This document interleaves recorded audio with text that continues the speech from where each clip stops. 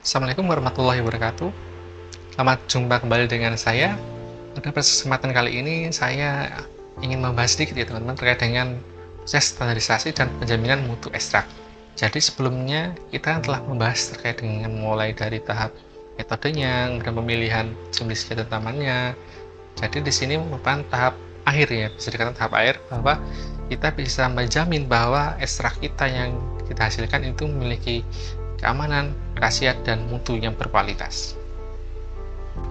Secara umum, itu ada dua bagian ya teman-teman. Itu ada parameter spesifik dan parameter non-spesifik. Nah, untuk masing-masing kriteria dan persyaratan itu sudah ada pada bagian regulasi yang telah diterbitkan oleh Kemenkes maupun dari BPOM. Untuk parameter seperti ekstraknya Simplicia itu ada pada bagian Materi Indonesia atau Farmakopeia Herbal Indonesia, sedangkan untuk produk jadi dari obat dan alam itu dari peraturan dari BPOM ya teman-teman. Itu khususnya peraturan BPOM nomor 29 tahun 2023 yang mengatur tentang persyaratan keamanan dan mutu obat bahan alam. Mungkin kita bahas terkait standarisasi dan penjaminan mutu untuk parameter spesifik ya teman-teman. Adapun untuk parameter spesifik itu biasanya berlaku baik metodenya atau hasil dari rentangnya itu untuk tanaman tertentu. Misalnya untuk pegagan itu berarti dia memiliki identitas khusus dan nilai atau parameter organoleptik yang berbeda dari tanaman lainnya, kemudian profil KLT-nya, kemudian senyawa, kadarnya, dan sebagainya itu berbeda dibandingkan tanaman lainnya. Nah, adapun untuk parameter non spesifik itu ada mungkin parameter-parameter seperti sudut pengeringan, kadar air, dan sebagainya itu yang memiliki metode maupun batas yang sama baik pegagan maupun dengan tanaman lain seperti itu. Untuk parameter spesifik pertama yaitu ada identitas. Nah, identitas itu biasanya mencakup dari nama ekstrak, kemudian nama latin tumbuhan, kemudian bagian tumbuhan yang digunakan dalam proses ekstraksi, dan nama Indonesianya seperti itu. Dan itu juga untuk bagi beberapa tanaman tertentu yang sudah diketahui senyawa identitas atau senyawa marker dari masing-masing tanaman itu biasanya sudah tercantum pada bagian Farmakopeia Herbal Indonesia ya teman-teman. Contohnya di sini kita menggunakan pegagan ya. Di sini pada Farmakopeia Herbal Indonesia telah dicantumkan bahwa ekstrak kental herba pegagan itu merupakan nama Indonesianya dan nama tanamannya adalah Centella asiatica. Nah, untuk senyawa identitasnya di sini Farmakopeia Herbal Indonesia menyatakan bahwa senyawa identitas dari pegagan adalah asiaticosid ya teman-teman. Seperti itu. Selanjutnya untuk parameter spesifik kedua yaitu adalah organoleptik atau pengecapan panca indera kita terkait dengan ekstrak yang kita dapatkan. Nah, itu biasanya terdiri dari beberapa rasa ya teman-teman. Dari beberapa penginderaan. Itu mulai dari bentuk, apakah dia itu padat, serbuk kering, kental atau cair, atau warnanya kuning, coklat, hijau, dan sebagainya. Dari bau, apakah dia beraroma, tidak berbau, atau menyengat, sebagainya. Dan untuk rasa, ya kita bisa merasakan dengan benda perasa lidah, apakah itu rasanya manis, pahit, atau kelat, dan sebagainya. Jadi organoleptik ini merupakan pengenalan awal dari tanaman yang seobjektif mungkin ya. Jadi kita hanya menggunakan panca indera kita tanpa menggunakan metode atau instrumen lainnya, hanya kita melihat atau kita meraba, merasa bagaimana sih karakteristik dari ekstrak yang kita hasilkan seperti itu. Nah, di sini sebagai contohnya telah dijelaskan bahwa pada Farmakopeia Herbal Indonesia itu bagaimana sih kita melakukan proses organoleptik yang baik. Jadi pernyataan tidak berbau, praktis tidak berbau, bau khas lemah, bau khas lainnya itu ditetapkan dengan pengamatan setelah bahan terkena udara selama 15 menit. Nah, di situ dijelaskan bahwa 15 menit itu dimulai setelah wadah yang berisi tidak lebih dari 25 gram bahan dibuka. Jadi kita menggunakan misalnya ada wadah tertentu ya teman-teman, wadah kaca atau yang inert. Di sana ada kurang lebih ada 25 gram dari bahan dan ditutup. Nah, Setelah dibuka, maka kita menunggu 15 menit terlebih dahulu, baru kita cium. Untuk bahan yang lebih dari 25 gram, nah di sini penetapan dilakukan setelah lebih kurang dipindahkan ke dalam cawan penguap 100 ml. Nah, jadi ada beda ya teman-teman. Jadi ada dua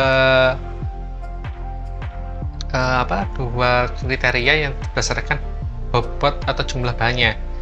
Kemudian contohnya di sini kita menggunakan ekstrak kental herba pegagan, itu dia memiliki pemerian yaitu berupa ekstrak kental, berarti bentuknya, konturnya itu kental, kemudian warnanya itu coklat tua, dan dari segi aromanya dia berbau tidak khas dan rasanya agak pahit seperti itu.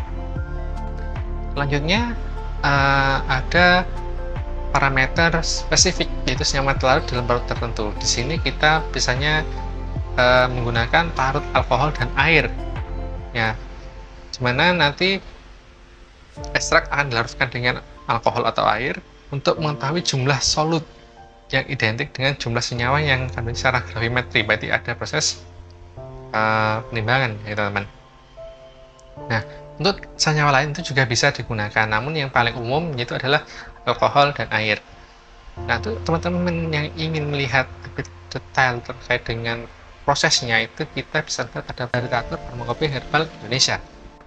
Selanjutnya adalah pola kromatografi.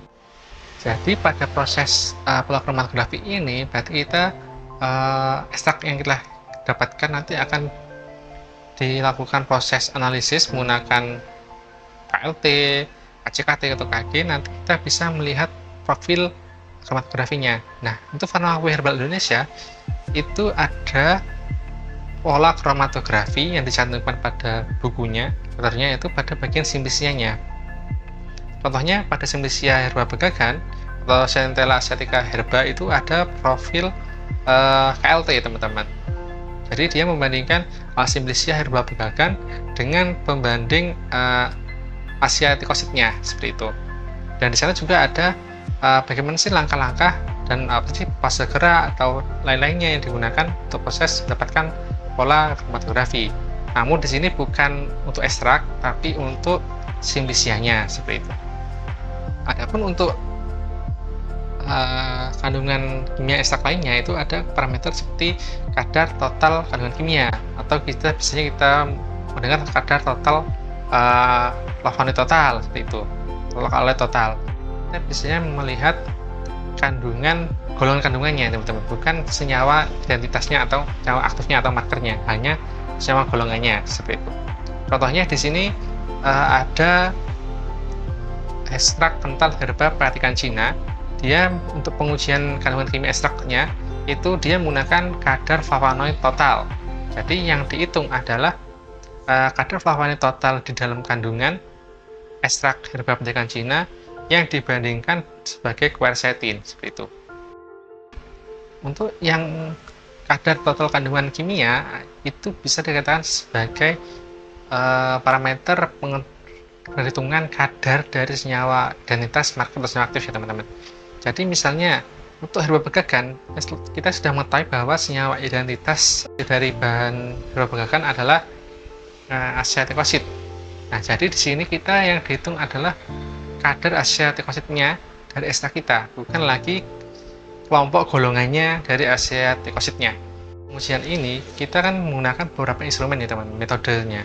Di sini kita sudah mulai memperhitungkan mulai dari metode validasi metodenya, terus kita validasi lebih dahulu bahwa apakah metode yang kita gunakan itu sudah valid ataukah metode yang kita gunakan itu sudah bisa memberikan hasil senyata mungkin dari kandungan bahan aktif senyawa identitas dari herba kita seperti itu. Mungkin itu saja yang sudah saya sampaikan terkait parameter spesifik dari standarisasi dan penjaminan mutu kualitas ekstrak ya teman-teman. Mungkin untuk terkait dengan parameter non spesifiknya kita bahas lain waktu. Mungkin itu saja yang saya sampaikan. Apabila ada kekurangan atau salah ucap salah kata, mohon dimaafkan. Terima kasih.